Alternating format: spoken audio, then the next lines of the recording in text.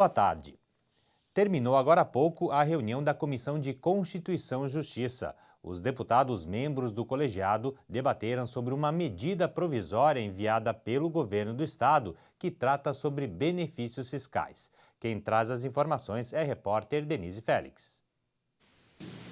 A medida provisória que trata sobre a redução da base de cálculo do ICMS para insumos agropecuários foi admitida parcialmente. Segundo o relator, deputado Romildo de Tom, que preside a Comissão de Constituição e Justiça, essa matéria deve ser tratada com mais tempo e através de um projeto de lei. A medida provisória nós admitimos parcialmente. Esse é o regimento nos assegura esse direito de algo que não é urgente nem relevante possa ser adiado e debatido através de projeto de lei.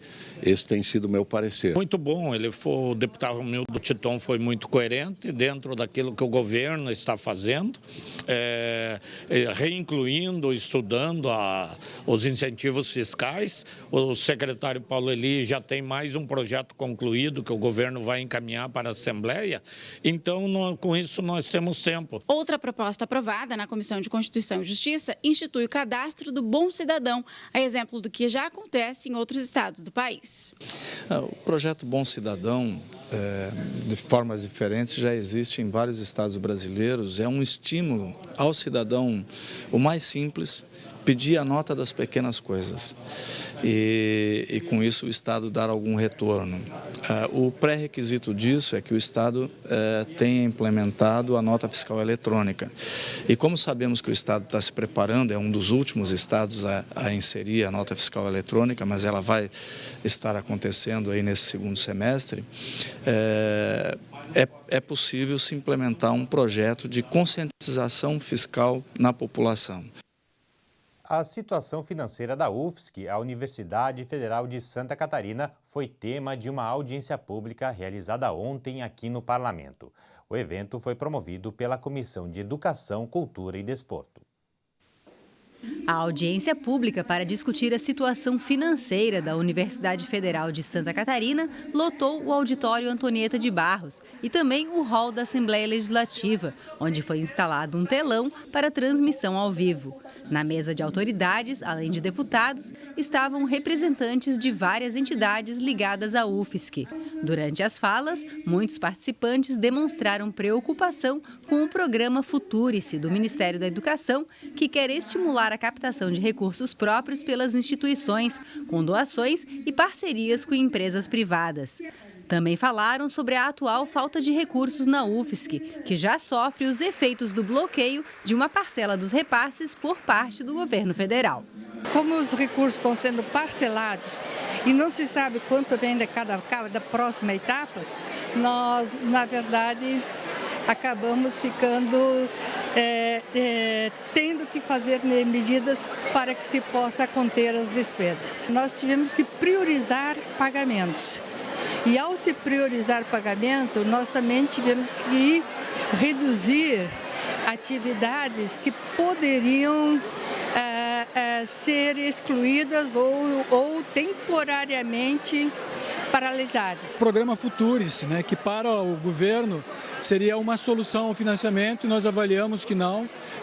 O desmonte da universidade como nós conhecemos hoje, que dirige a universidade só um setor da sociedade, e toda a gestão das instituições de ensino superior serão transferidas para um órgão privado. Então, no fundo, é toda a política educacional do governo para o ensino superior que nos preocupa. Fundada em 1960, a UFSC tem mais de 42 mil alunos, 3 mil servidores e 2.700 professores, que atuam em 120 cursos de graduação, 86 cursos de mestrado e 58 de doutorado. Atualmente, é considerada a 5ª melhor universidade do Brasil, investindo na geração de ciência e tecnologia e na formação de profissionais em diferentes áreas. A preocupação com o presente e com o futuro da entidade marcou a maioria das falas dos participantes. Não só o orçamento desse ano é bastante precário, mas o orçamento que se coloca para o ano que vem é ainda pior. E isso está dentro justamente dessa mesma política, enfim, de desmonte da educação que coloca cada vez mais a uma privatização velada, ou cada vez menos velada, das universidades públicas. Então essa audiência é muito importante para nós, tanto para explicar essa situação bastante calamitosa, tanto também para explicar por que estamos em greve. Neste momento, a principal preocupação do sindicato são os cortes que está havendo por parte do governo federal no orçamento da universidade, não só da UFSC, mas das universidades brasileiras, institutos federais, mas também esse programa, esse projeto que o governo está trabalhando, que é o chamado Futurice, onde ele não só privatiza a universidade, mas ele primeiro precariza a universidade. A audiência pública foi conduzida pela presidente da Comissão de Educação da Assembleia Legislativa, deputada Luciane Carminati. Se já faltam recursos para este ano, imagine o ano que vem como fica a Universidade Federal de Santa Catarina. É a nossa universidade, a nossa primeira universidade federal. A cidade catarinense tem o direito de saber quais são os gargalos, qual é o tamanho do corte, o que ele implica. E nós queremos uma posição da bancada federal catarinense, os deputados, os 16 deputados federais catarinenses que foram convidados, o Ministério da Educação que foi convidado e, é claro, uma ação articulada dos estudantes, professores, técnicos, das entidades que estão preocupadas no sentido de reverter o corte de orçamentos que o governo federal está promovendo. Hoje à noite, a Assembleia promove outra audiência pública. Dessa vez, o encontro vai discutir a situação do prédio da Escola Antonieta de Barros, localizado em Florianópolis. A reunião, que vai discutir o futuro do prédio da Escola Antonieta de Barros, no centro de Florianópolis, foi proposta pela presidente da Comissão de Educação, deputada Luciane Carminati. Antes de o imóvel ser fechado em 2008 por problemas estruturais, recebia cerca de 252 alunos, grande parte das comunidades do maciço do Morro da Cruz. O prédio recebeu o nome de Dias Velho e depois foi rebatizado para homenagear a jornalista e deputada Antonieta de Barros. O debate, de acordo com a deputada, é para achar uma solução para a revitalização do prédio. A audiência pública será realizada no plenarinho da Assembleia às 7 horas da noite. Também hoje à noite será realizada uma sessão especial em homenagem à Associação Catarinense de Produtores de Cachaça. O evento também vai reconhecer os resultados obtidos na Expo Cachaça pela bebida produzida em Luiz Alves. A sessão começa às 7 horas da noite no plenário Uniregis e será transmitida ao vivo pela TVA. E você vai ver a seguir: comunidades terapêuticas de Santa Catarina são homenageadas pelo Parlamento. A gente volta em instantes.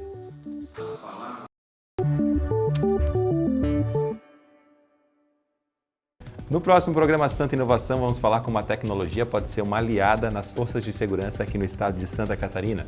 E para falar sobre esse tema, vamos receber o Major Campos, que é chefe lá da inovação da Polícia Militar de Santa Catarina, e também o Major Mazarotto, chefe da Divisão de Tecnologia da Informação do Corpo de Bombeiros.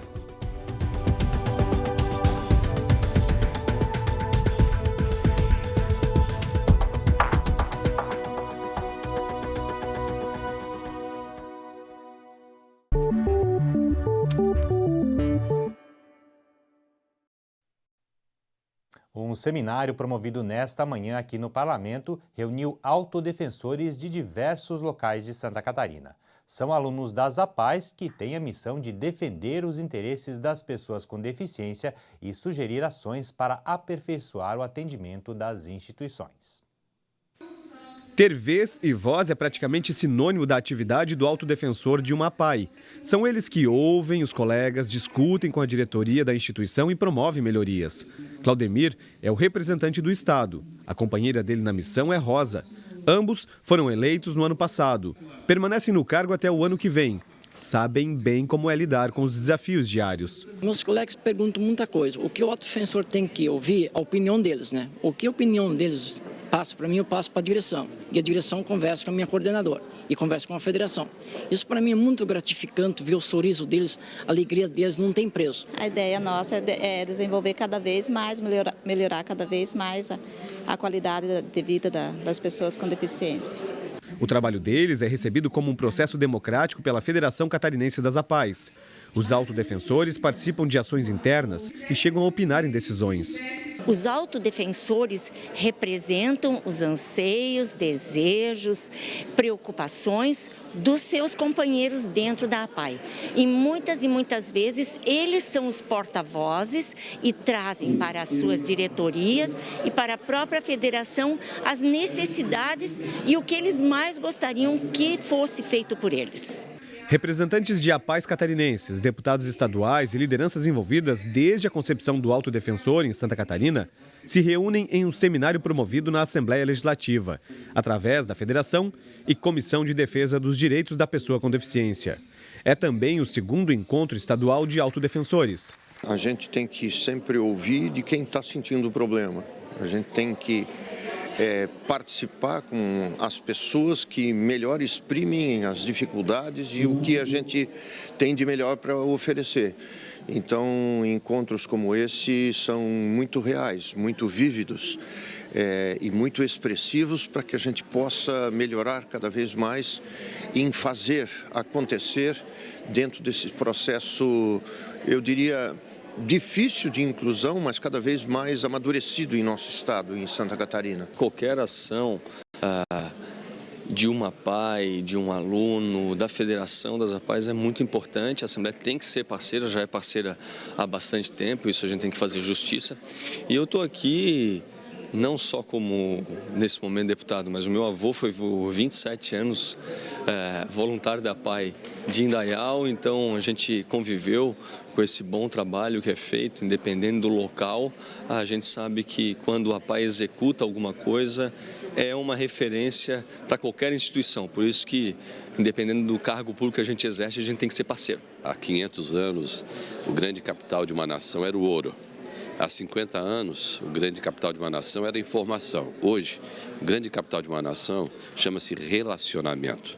E aí que entra essa proposta do autodefensor, em especial relacionado àqueles que mais precisam, aqueles que são menos cuidados pelo Estado, em especial aqueles que têm deficiências, e aqui eu falo de forma específica a APAE, nossos alunos especiais. Hoje foi um dia inesquecível, em que a gente deve cada vez mais toda esta casa respeitar, ajudar, apoiar, empunhar essa bandeira apaiana, porque muitos irmãos nossos catarinenses e brasileiros precisam da ação desta casa. Aliás, tem sido em todos os momentos muito solidária a causa apaiana, tendo à frente, claro, o nosso presidente Júlio Garcia e também o deputado Vicente Carro Preso, que é presidente dessa comissão importante. O encontro realizado na Assembleia Legislativa é reflexo do trabalho iniciado lá atrás, em 1973,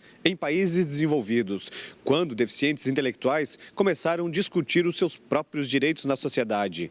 Aqui no Brasil, os autodefensores realizaram o primeiro fórum em 2001, em Fortaleza, no Ceará. Aqui, uma lei de 2014 prevê a comemoração do autodefensor. As atividades são lembradas sempre na segunda semana de julho. Mas no seminário, realizado agora em setembro, além de relembrar a importância do trabalho dos autodefensores em cada APAE, foi realizado homenagens ao ex-deputado José Ney Ascari, pela defesa das APAEs no parlamento, enquanto foi deputado.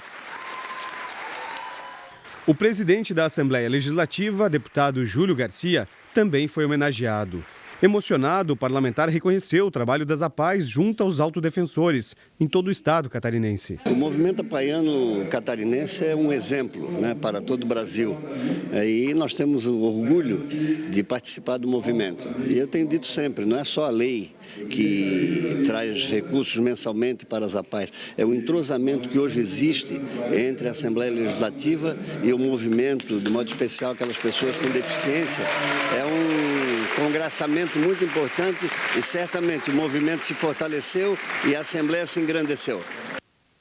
Começou ontem mais uma edição da Semana Inclusiva. Até o próximo domingo, uma intensa programação será realizada nas cidades de Florianópolis, Joinville e Blumenau. O objetivo é quebrar tabus e preconceitos e promover a inclusão de pessoas com deficiência no mercado de trabalho. A palavra inclusão deveria ser sinônimo de resultado, mas ainda é necessário lembrar que tem muita gente que é deixada de lado. Os deficientes sabem bem como é conviver com as próprias limitações e a falta de compreensão. Rodrigo é autista e, depois de várias tentativas de ingressar no mercado de trabalho, decidiu se tornar escritor e mostrar a experiência através da arte. O livro Humor Azul, Lado Engraçado do Autismo, é um livro de tirinhas inspirado em outras séries de quadrinhos, tipo Charlie Brown, Garfield, Snoopy. Só que a diferença é que o personagem das tirinhas é um autista adulto, Zé Azul. Por que eu fiz ele adulto? Porque a maioria da literatura sobre autismo só fala das crianças autistas, adolescentes autistas. Eles ainda focam um pouco no adulto autista. Pelo menos em Santa Catarina, os números têm sido animadores. Cresceu a oferta em relação ao volume de 40 mil postos de trabalho. De 2014 para 2019, houve um aumento no número de contratações em Santa Catarina. Antes, as pessoas deficientes ocupavam cerca de 13 mil postos. E isso representa cerca de 35% das vagas ofertadas no estado. Em 2019, o número subiu para mais de 22 mil pessoas, ou seja, cerca de 58% do que está previsto em todo o mercado de trabalho catarinense. A Fundação de Educação Especial de Santa Catarina desenvolve ações para inserir os novos profissionais com deficiência no mercado. Além disso, faz a ligação entre profissionais e o empresariado. Dali, já sai o perfil e as vagas disponíveis. Na Grande Florianópolis, a gente tem percebido que essa região ela já está começando a ver a possibilidade dessas pessoas como profissionais de excelência. Hoje nós temos um grande número de profissionais que estão dentro da escolaridade da maioria da população brasileira, então você já encontra pessoas com nível superior até com especialização em mestrado. Enquanto a maioria das empresas não absorve os deficientes, o SENAC conta com cerca de 100 profissionais atuando no estado. E a instituição vai além. Também prepara pessoas com deficiência para o mercado. Já são centenas de pessoas formadas em cursos técnicos. Na verdade, adaptações são necessárias, dependendo da deficiência da pessoa, mas isso se resolve muito facilmente no cotidiano, ouvindo muitos profissionais com deficiência e favorecendo que eles tenham também a oportunidade de estar no mercado de trabalho. Diante de um cenário que muda todos os anos, cerca de 40 instituições promovem a Semana Inclusiva de 2019. A Assembleia Legislativa também é parceira por saber da importância do tema. O mais interessante desse evento aqui e dessa Semana de Inclusão é que a gente tem muito mais espaços para inserir as pessoas que têm algum tipo de deficiência do que a necessidade. Então a gente tem uma demanda reprimida aí e as empresas estão aqui justo para buscar as pessoas que precisam desses espaços. Ministério Público do Trabalho e Superintendência Regional do Ministério da Economia e Trabalho em Santa Catarina encabeçam as ações. A ideia é sensibilizar empresas para a contratação de pessoas com algum tipo de deficiência, sem precisar se atentar à lei que estipula uma cota. A gente começou esse trabalho em 2014, era um estado que ainda preenchia muito pouco da cota. 38% só, atrás de vários estados brasileiros e atrás da média nacional. A partir de 2015, nós começamos a virar esse jogo. De 2015 a julho de 2019, foram criados mais de 8.600 empregos voltados às pessoas com deficiência e reabilitados do INSS. A Semana Inclusiva de 2019 conta com rodas de conversa, caminhadas, diversidade da pessoa com deficiência e feirão de empregos. Também terá uma corrida, que encerra toda a programação. Termina com a sessão especial do Parlamento em comemoração aos 50 anos do surgimento das comunidades terapêuticas no Brasil. Essas entidades trabalham no acolhimento e na recuperação de dependentes químicos. A iniciativa da homenagem foi do deputado Ismael dos Santos. A sessão especial realizada na Assembleia Legislativa por proposição do deputado Ismael dos Santos relembra os 50 anos do surgimento das comunidades terapêuticas no Brasil. Um momento de gratidão pela biografia dessas comunidades terapêuticas que surgiram praticamente no anonimato há 50 anos, desde a primeira comunidade no Brasil, com o Padre Haroldo, São Paulo, chegando a Santa Catarina e efetivamente hoje se constitui uma rede formidável uma centena de comunidades terapêuticas, das quais 72 no programa Reviver, esse projeto que a gente fomentou aqui na Comissão de Combate e Prevenção às Drogas e fez uma parceria com o governo do estado, hoje gerenciado pela Secretaria de Saúde. Hoje, o Brasil atende, através de recursos públicos, mais de 11 mil pessoas em comunidades terapêuticas. O número já foi bem menor. De acordo com o secretário nacional de Cuidados e Prevenção às Drogas, que participou da sessão, é importante que se tenha esse olhar voltado para as vítimas do vício, que assola famílias inteiras. O governo federal reconhece a grande importância das comunidades terapêuticas no cenário de tratamento e reinserção social das pessoas que apresentam dependência química e no contexto das mudanças que nós tivemos tanto na política nacional sobre drogas, como também na lei de drogas, as comunidades terapêuticas ganham um protagonismo especial. Nessa situação, então, o governo federal ampliou o financiamento para as comunidades terapêuticas. Nós saímos de um financiamento federal de 2.900 vagas e passamos por um financiamento de mais de 11 mil vagas em todo o país. Aqui em Santa Catarina, são mais de 100 instituições que prestam os serviços. O Estado realiza a manutenção de 700 vagas em 76 comunidades, que integram o projeto Reviver. Não há previsão de aumento, mas o secretário de Saúde do Estado entende que é preciso conhecer bem o trabalho e realizar parcerias para manter o bom funcionamento. O Estado hoje ele procura organizar e tomar conta de todas essas situações que fazem parte do processo, especialmente no nosso caso de saúde, para que a gente possa analisar como isso pode ser aprimorado, otimizado, no sentido de que a população ela tenha continuidade de seus atendimentos e nos seus mais amplos espectros de demandas, e dentre eles, obviamente, a gente fala das comunidades terapêuticas, né? Entidades que já estão consolidadas dentro do território há muito tempo. Durante a sessão especial, o Parlamento Catarinense homenageou comunidades terapêuticas do Estado. Entre elas, a Associação de Comunidades Terapêuticas de Santa Catarina, a Contesc, e a Federação das Comunidades Terapêuticas de Santa Catarina, FECOTESC. As pessoas vêm doentes para dentro de casa e a gente devolve elas de uma forma saudável, com seus vínculos familiares reconstituídos, com sua honra reconquistada, enfim.